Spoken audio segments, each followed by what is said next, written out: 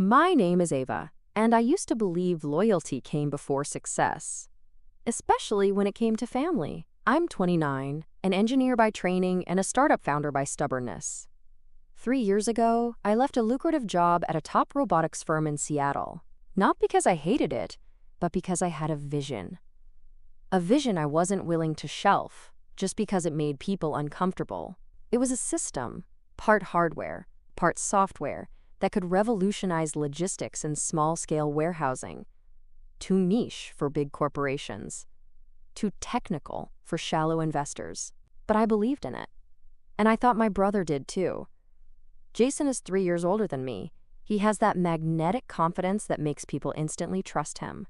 Always the smooth-talking older brother with a perfect smile and a handshake that made investors feel safe. We were close. At least, I thought we were. So when I started working on the prototype, I brought him in. Not because I needed his help, but because I thought success would be sweeter if it were shared. He didn't have the technical skills, but he had contacts, he had polish, and he knew how to sell an idea. My idea. We worked out of my garage for months. I designed the interface, soldered the boards, coded the base AI. He offered feedback, attended pitch events with me, and took meetings I couldn't. And for a while, it felt like we were building something together. Until one day, everything went quiet. Jason stopped replying to my messages, said he was dealing with personal stuff, said he needed space. Then 3 weeks later, I saw the press release. A new logistics startup, LoadSmart AI, just raised $2 million in seed funding. Founder, Jason Walker. Core product, an AI-assisted warehouse optimization system. The photo they used in the article showed him grinning in a crisp navy suit. In his hand, my prototype. I remember staring at my screen so long, my coffee went cold. The name, the pitch, the diagrams, they were mine. He hadn't even changed the deck design. He took it all. Without asking, without warning, without shame. I called him, straight to voicemail. I emailed him. Nothing. I even stopped by the house. He wasn't home, or pretended not to be. And for 2 weeks, I sat in my apartment trying to understand how betrayal could wear a familiar face. Then one night, my best friend Mia came over. She found me curled on the couch, red-eyed, silent. She said, "You know you can get back at him, right?" I looked at her like she was crazy, but she wasn't smiling. "You don't need revenge, you need leverage. Let's get it." And just like that, everything shifted. Mia was the one person who never saw me as fragile. Even now, when I was a mess of confusion, she spoke like we were already past the storm. "You still have all your early research files, right?" I nodded slowly. "The prototypes, the development logs, emails?" "Yeah," I said, voice barely above a whisper. Mia stood up and grabbed her laptop. "Then, we start there. Because if he used what you built without your consent, that's theft, intellectual property theft." I hadn't thought of it that way. To me, it was betrayal.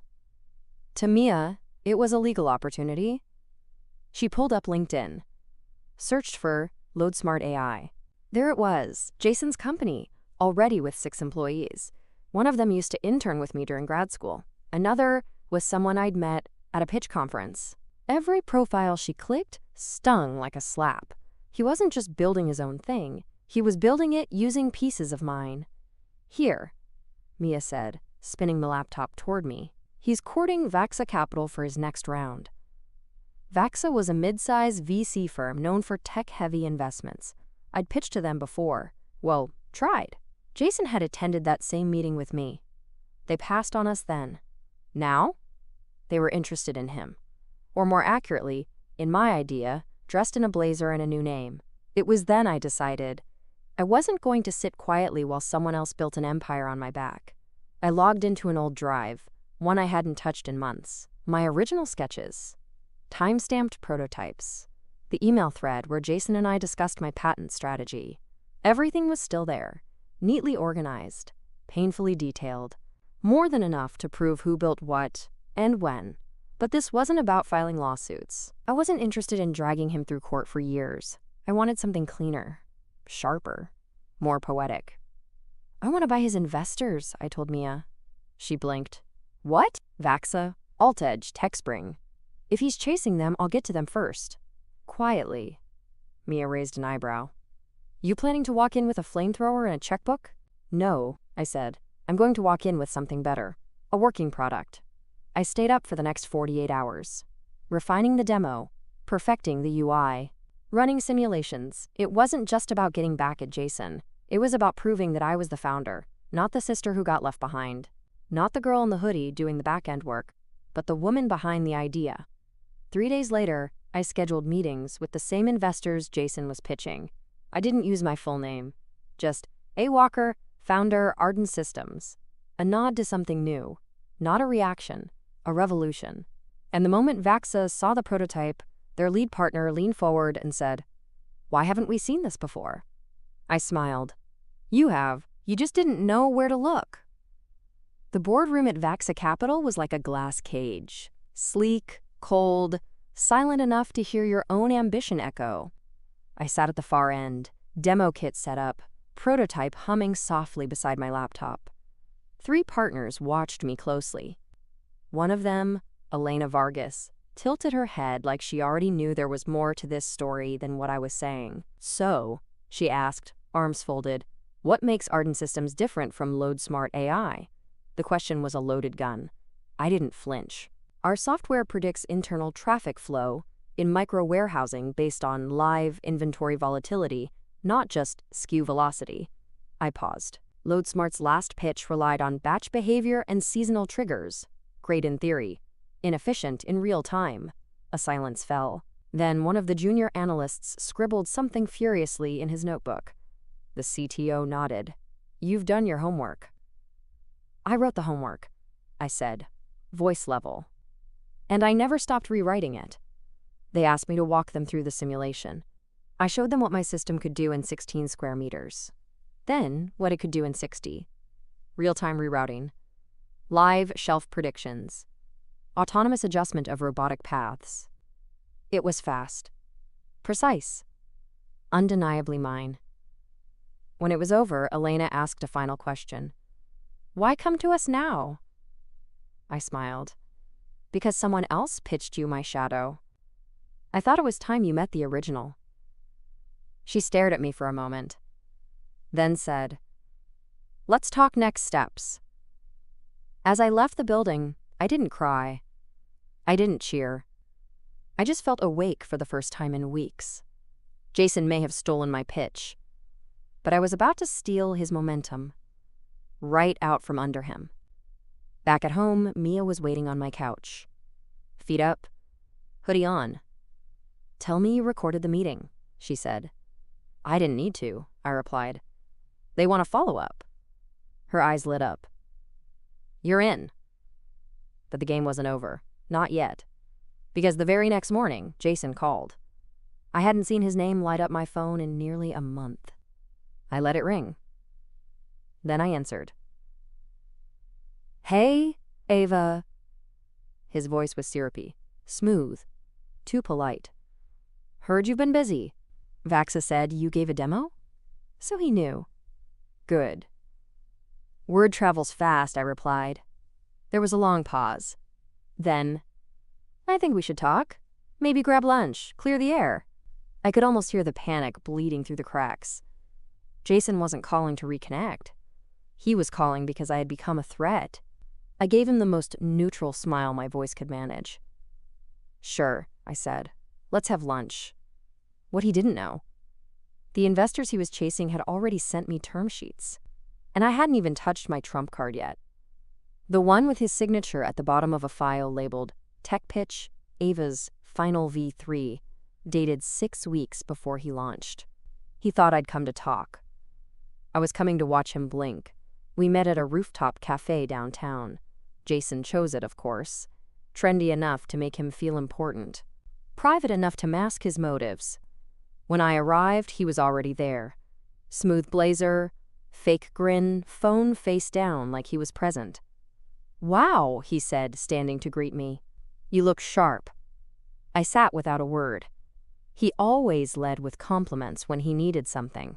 And this time, he needed a lot. I've been meaning to reach out, he started. Things just got hectic. Launching, hiring, it's been a ride. Yeah, I said, flipping the menu. Must be exhausting running with someone else's legs. He paused, a flash of tension in his jaw. But he smiled through it. Look, Ava, I know things got muddy, but you know how this works. Ideas evolve. Companies pivot. It's never black and white. I looked at him, expression blank. It was black and white when you printed my pitch deck. Your logo, my graphs, your name, my work. Jason laughed lightly, waving his hand. Come on, don't be dramatic. We built that together. No, I built it. You just dressed it up for the stage. His smile faltered. Okay, maybe I should have looped you in sooner. But listen, Vaxa's still deciding. We could team up. Make this a family business again. Family. That word used to mean something. Now it just sounded like a smokescreen. Funny, I said, pulling out my tablet. I tapped a few times, then turned it toward him. The screen showed an email thread, timestamps, prototype files. One file with his name in the metadata and my code inside it. I flipped to another, the NDA we both signed when I first let him in on the project. Confidentiality, it read. Co-founder discussions. Internal use only. He blinked. Once. Twice. Then laughed, but it didn't reach his eyes. Wow. You're really doing this, huh? No, I said, sliding the tablet back. I already did. His voice dropped. What do you want? You want me to back out? You want equity? I leaned forward. What I want is to see how good you are without me. He scoffed. You can't kill a company by throwing tantrums. I smiled. I'm not throwing anything. But I did just accept a $1.2 million investment from Vaxa, with my name on the cap table. His mouth opened slightly. No sound, just a blink. Then a breath. Then denial. You're bluffing. I slid my phone across the table. A simple PDF on the screen. Term sheet. Signed. Date. Yesterday. Firm. Vaxa Capital. Founder. Ava Walker. He stared for a long time, then leaned back and exhaled like the wind had been knocked out of him. I stood up. Good luck with your pitch, Jason. I'd say break a leg, but you already borrowed mine.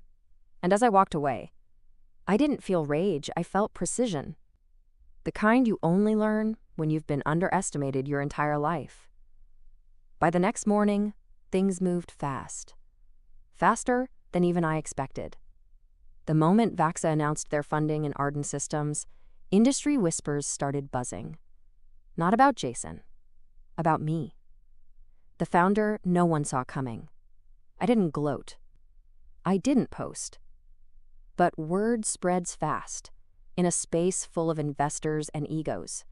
And it spread even faster when TechSpring, Jason's second favorite VC, reached out to me. Not him. Me. They wanted a demo. Said they were reconsidering who had the more defensible IP? Translation? Jason had pitched a pretty lie. But I had the receipts. Mia and I prepped the updated prototype late into the night. Polished interface. Voice assistant integrations. Improved power efficiency by 12%. This is what he tried to skip, she said, staring at the schematics. He stole the song sheet, but never learned the notes. Meanwhile, Jason was scrambling. I could tell by how quiet he got online. No updates, no press, no investor selfies. Then came the twist. Mia walked into my apartment with a grin like she'd just won the lottery. You're not going to believe this. She handed me her phone. It was a LinkedIn update.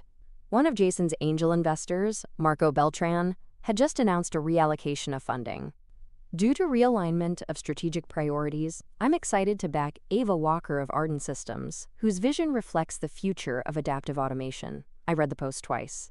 He jumped ship, just like that. Jason's earliest backer. Gone. Wait, I said, narrowing my eyes. Marco Beltran. Isn't he also the one with equity in 3 of Jason's partner companies? Mia nodded. Yep, and he controls 2 seats on LoadSmart's advisory board. I sat down slowly, letting that sink in. I didn't just take funding, I just bought part of Jason's company, through his own investors. You want poetic? Mia grinned. You're not just building your own empire, you're buying the floor he stands on. I should have felt smug, but instead, I felt still, like watching a tower fall, not with thunder, but with gravity. The next day, I got a call from an unknown number. I answered out of curiosity. Ava Walker? The voice asked. This is Emily from West Point Ventures. We were reviewing LoadSmart's investor deck, and some discrepancies came up. I didn't say a word, she continued. Your name appears in a few early wireframes, and Jason said you weren't involved. But we cross-checked metadata and, well, things don't add up. A pause. I know it's not our place, but are you pursuing legal action? I smiled faintly. No. I'm just building. Another pause. Then she said, if you're open to a pitch conversation, we'd like to talk. Arden Systems seems like the real future here.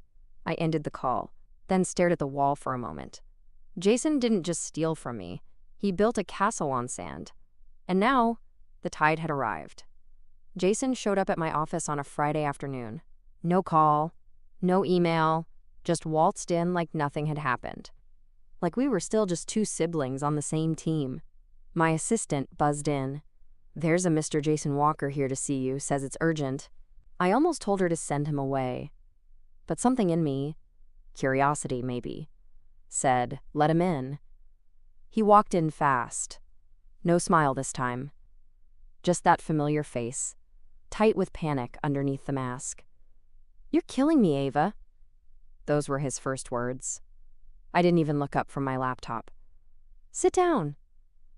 He did. He looked around the office. Exposed brick, glass shelves, a calm hum of innovation. This wasn't the garage. This was what came after the betrayal. You poached my investors, he said, jaw clenched. No, I corrected. They walked. I just opened the door. Jason ran a hand through his hair, frustrated. You don't get it. You embarrassed me. I brought these people in. I pitched them. You undercut me. I finally looked him in the eye. You pitched them my product. Let's not forget that part. He looked ready to argue, then hesitated. Because deep down, he knew. There was no defense. He changed tactics. Okay, you've made your point. You win. Now what? That was the question, wasn't it? Aima! Aima! Ta! Ima! Aima! What was the end game? Kissy-see. This wasn't just about revenge anymore. It was about what kind of legacy I wanted to build. So I leaned forward and said, I don't want anything from you, Jason. No apology, no buyout, no handshake. I just want you to watch. He blinked. Watch? Watch what it looks like when the person you underestimated rises. Not because she fought you, but because she didn't need you. His silence was louder than any argument. Then, almost reluctantly, he muttered, Marco called this morning. He's out. TechSpring pulled their second tranche. My CFO's panicking. I gave him a blank stare. And then I said something I hadn't planned to. You know, you could have just asked me. 3 months ago, when I told you I wanted to build Arden, you could have joined me. Legitimately. But you wanted headlines. You wanted to be the only name in the story. He looked away. No defense. No denial. Just shame. I stood up. We're done here. He got up slowly, paused at the door, and turned. You're not who I thought you were, he said. I gave a faint smile. No, Jason, you're just not used to women who don't need permission. He left. I sat down, closed my laptop, and stared at the quiet city skyline. Because I wasn't just building a company anymore. I was building a message. One he'd never be able to outrun.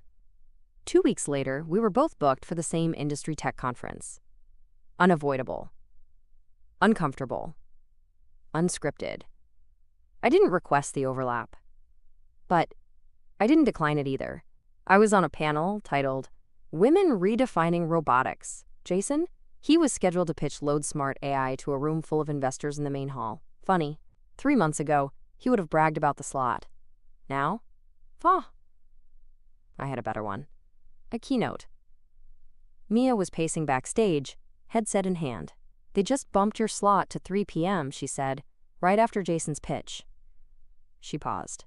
You okay with that? I smiled. I'm better than okay. Let the crowd compare. At 2 p.m., I sat quietly in the back of the room as Jason took the stage. He looked nervous. His usual polish was there, but thin, forced. His clicker hand shook just slightly. He started with his usual opener. Today, we'll explore how LoadSmart AI is transforming warehouse logistics using predictive intelligence. But within minutes, things fell apart. Slide 3 glitched. The demo crashed. A man in the third row raised his hand. This algorithm structure looks familiar, he said. Wasn't it originally developed under a different name? Arden Systems? Jason hesitated. Well, there's overlap in the space, of course, but... Another hand shot up. Is it true you shared early IP with Ava Walker and presented it without co-founder attribution? The moderator tried to deflect. Jason's mouth opened, then closed. I'd prefer not to comment on internal dynamics, he muttered. By the end of his pitch, the room was ice. Investors whispered to each other. The applause was shallow, like courtesy claps at a funeral. And then it was my turn. The stage lights hit, the mic warmed in my hand, and I stepped up. Hi, I'm Ava Walker, founder and CEO of Arden Systems. Today, I'm not going to talk about betrayal or corporate ethics or who signed what. I'm going to show you what we built. And I did. Live demo. No lag. Real warehouse footage. Operational metrics. One simulation showed how a small regional grocer increased turnaround efficiency by 23% with our system. By the time I was done, the entire room was leaning forward. And when I said, "This is what happens when you stop chasing headlines and start chasing integrity," they stood. An actual standing ovation. I stepped off the stage and didn't look for Jason. Didn't need to. The silence behind me said enough. Later that night, I got a message from a LoadSmart engineer. Short. Sharp. Is Arden hiring? I replied, we are now. Because Jason hadn't just lost investors. He was starting to lose his team. It started with 1. Then 3.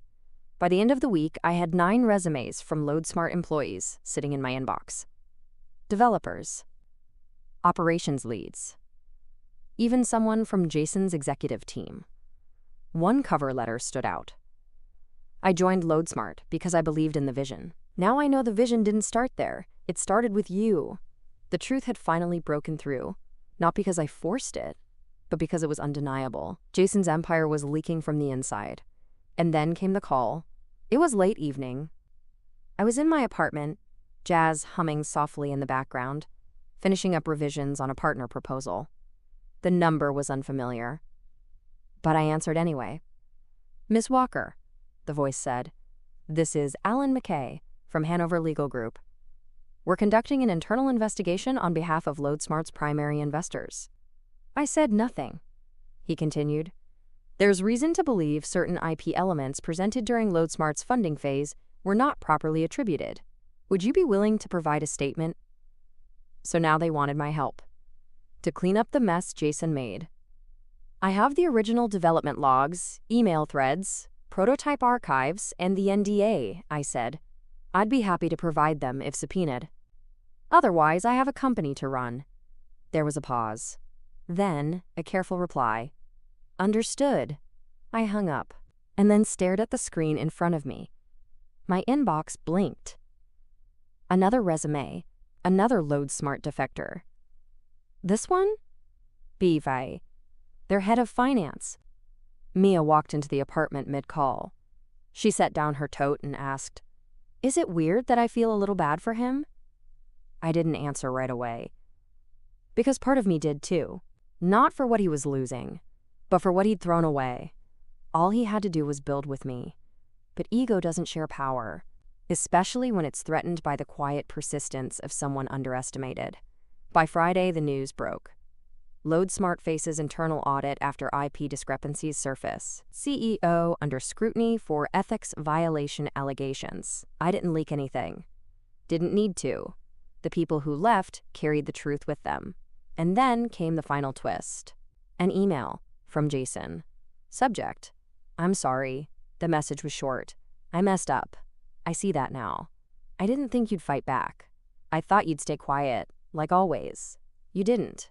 And I lost everything because I couldn't admit you were better than me. I read it twice, then closed the tab. No reply.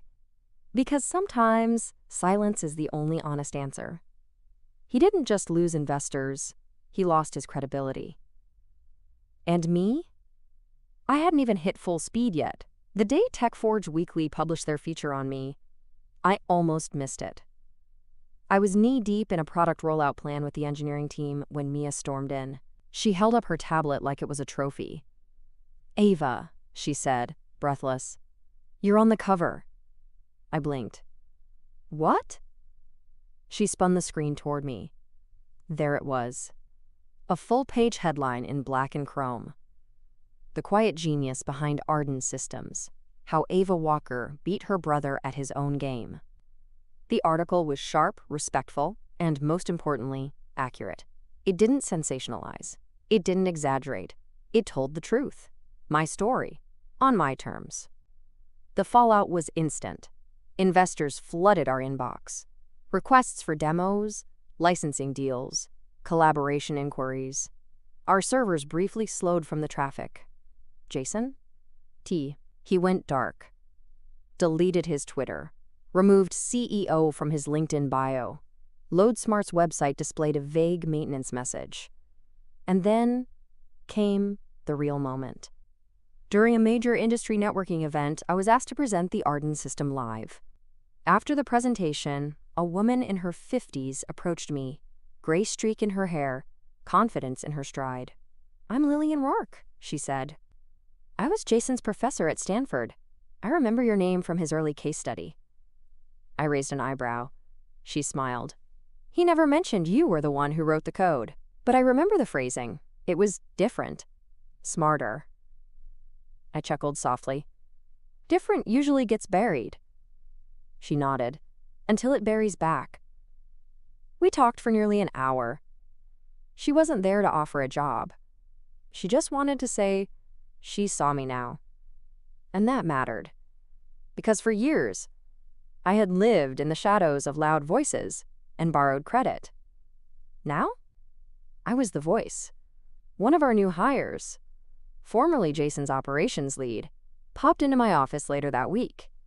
He paused at the door, looking a little sheepish. "Hey, Ava. Just wanted to say, it's wild seeing how stable everything is here. No ego, no panic, just clarity." I smiled. Good tech can't save bad leadership, but good leadership can build anything. He nodded, then paused. "I'm glad I switched sides." I looked up from my screen. There were no sides. There was only the truth. You just finally landed on it. He left quietly. And for the first time since this all began, I leaned back in my chair, stared at the ceiling, and let the silence mean something else. Not loneliness, not rejection, just space. A space I had carved out for myself. Without cheating, without begging, without a brother who thought I'd stay invisible forever. 2 months later, Arden Systems was officially profitable. Not break even, profitable. We signed a licensing deal with a European automation firm and onboarded 3 major regional distributors. I didn't throw a party. No champagne. No posts titled, "Haters Gonna Hate." Instead, I went home, sat on my balcony with a blanket and peppermint tea, and just breathed. For the first time in years, I wasn't fighting to be heard. I was heard.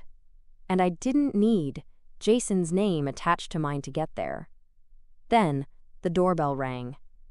I wasn't expecting anyone. Mia was out of town. My team knew better than to drop by unannounced. I opened it, and there he was. Jason. Hollow-eyed. Lighter somehow.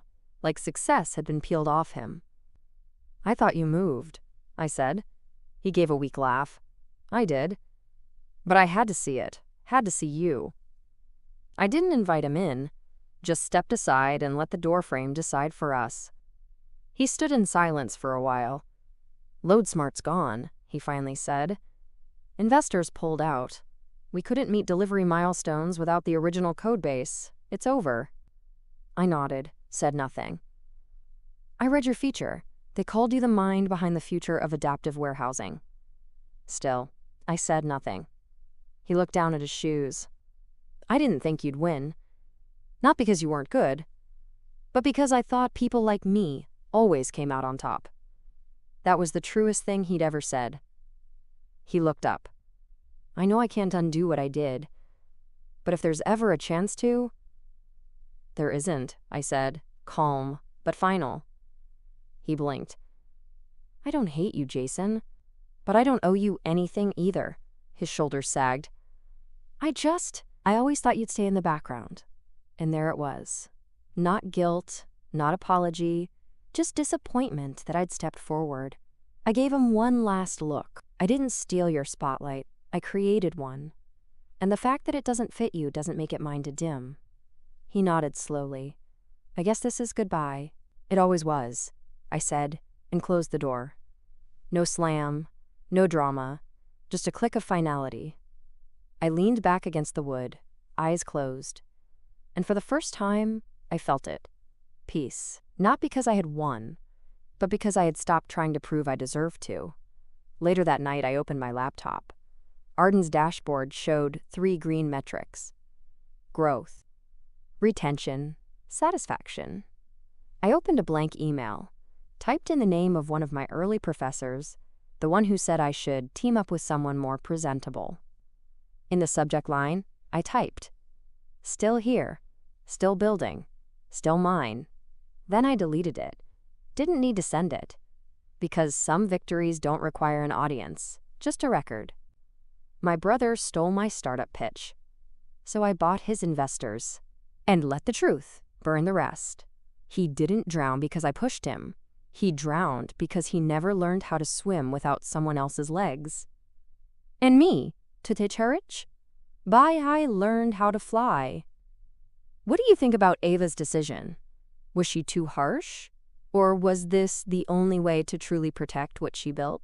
Share your thoughts in the comments below, and don't forget to subscribe to the channel for more heartfelt stories about complicated family.